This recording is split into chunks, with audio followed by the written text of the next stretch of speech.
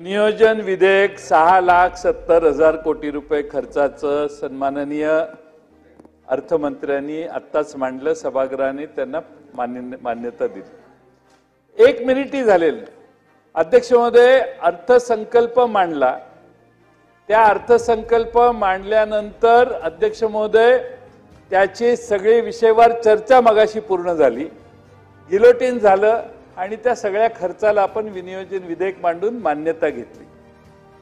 आणि त्यामुळे अध्यक्ष महोदय अर्थसंकल्प विचार करूनच मांडला असेल, पूर्ण अभ्यास करूनच याचं मांडणीय होते. वर्षभराचा खर्च त्यात मांडलेला असतो.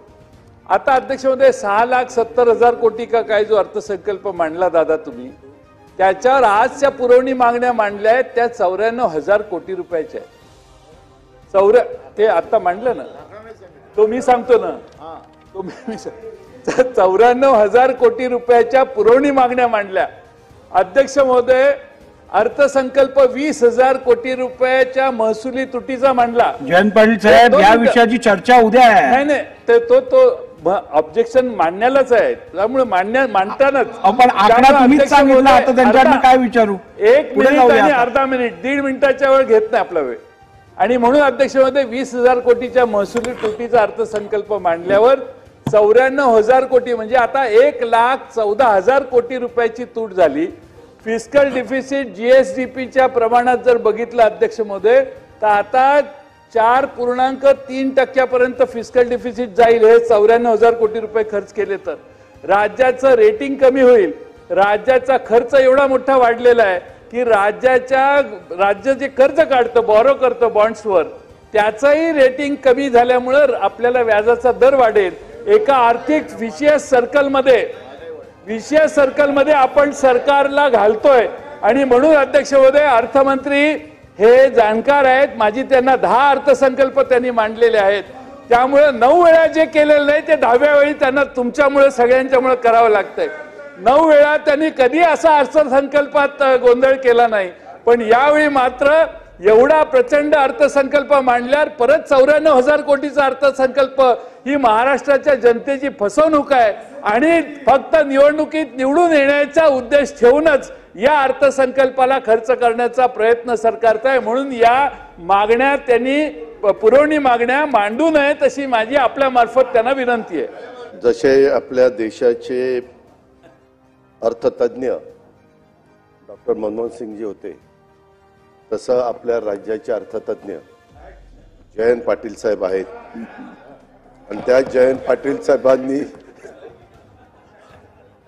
पाटील साहेबांनी अतिशय महत्त्वाचा मुद्दा इथं उपस्थित केला. परंतु अध्यक्ष महोदय, आपल्याला माहिती आहे की कालच हे होणार होतं कामकाजात, परंतु काल अतिवृष्टी झाली आणि त्याच्यामुळं आपल्याला कालचं कामकाज करता आलं नाही. आणि म्हणून कालचं आणि आजचं असं एकत्र कामकाज करण्याची वेळ आपल्यावर त्या ठिकाणी आली. जयंतराव पाटील साहेबांनी जे काही मुद्दे उपस्थित केलेले, जरूर त्यांना लोकशाहीमध्ये विधिमंडळामध्ये त्यांचं म्हणणं मांडण्याचा अधिकार आहे. आपण ह्याच्यावर उद्या चर्चा करणार आहोत. जयंत पाटील साहेबांनी त्याच्याबद्दलची चर्चा करावी, विरोधी पक्ष नेत्यांनी करावी, सन्माननीय सदस्य नाना पटोले साहेबांनी करावी, सन्माननीय ज्येष्ठ सदस्य पृथ्वीराज बाबांनी करावी. मी एक आपल्याला सांगतो अध्यक्ष महोदय, वेगवेगळ्या प्रकारे ह्या राज्यामध्ये अनेक सरकार येऊन गेली, परंतु शेवटचं वर्ष असतं त्या काळामध्ये काही गोष्टी ह्या केल्या जातात, परंतु एकंदरीत आपल्या राज्याची आर्थिक शिस्त बिघडणार नाही. आपल्याला जे लिमिट दिलंय त्या लिमिटच्या बाहेर आपण त्या ठिकाणी जाणार नाही.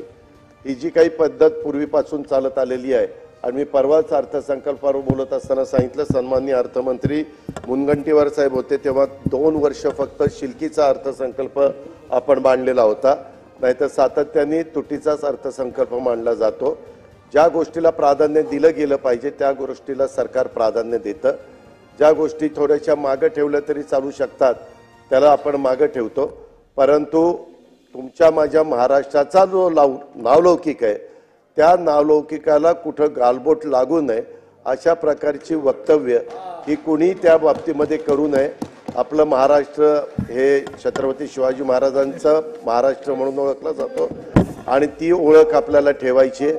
आणि त्याच्यावर कुठं आपल्या राज्याची बदनामी होईल अशा पद्धतीनं कोणी बोलू नये, कारण ते अर्थतज्ञ असल्यामुळे त्यांच्या शब्दाला एक वेगळं वजन आहे. त्याच्यामुळे त्यांनी असं बोलून कारण नसताना गुंतवणूक करणाऱ्यांच्या मनामध्ये गैरसमज निर्माण होऊन देऊ नये अशी माझी त्यांना मनापासूनची विनंती आहे.